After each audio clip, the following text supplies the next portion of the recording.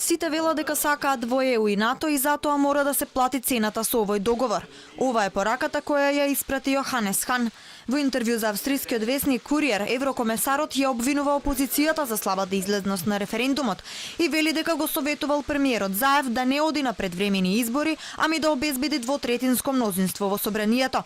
На прашање како да се обезбеди мнозинство, Хан одговара со комбинација на Балкан и рационалност.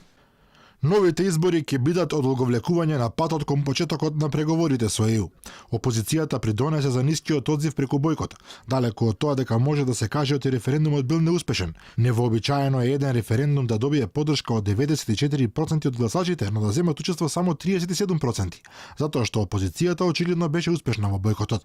Во парламентот ќе може да се обезбеди двотретинско мнозинство. На власти се потребни 8 или 9 гласа од опозицијата и тоа мора да биде остварливо. Сите велат дека сакаат во ЕУ и НАТО и опозицијата исто така, и затоа мора да се плати цената со овој договор.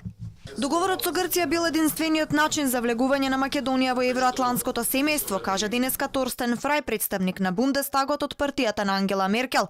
Требало да се најде заеднички јазик со опозицијата, да не се купувале пратеници, но да се разгледале сите алтернативи за уставните измени да поминат во собранието. Сметам дека е важно да се разгледаат алтернативите и можностите. Можно ли е навистина да се постигне подобра спогодба? Можно ли е да се оди по патот на интеграција во ЕУ и НАТО без оваа спогодба? Ако сме искрени, ми се чини дека треба да кажеме оти ваква шанса нема да има доколку не се постигне спогодбата. Тоа е одлука на македонскиот народ и одлука што треба да ја донесе македонското собрание. На денот на независноста на Македонија и Меркел порача: "Јас не сум за закани, но јасно е дека има одредени предуслови кои треба да се исполнат и сите членки да се согласат со тоа.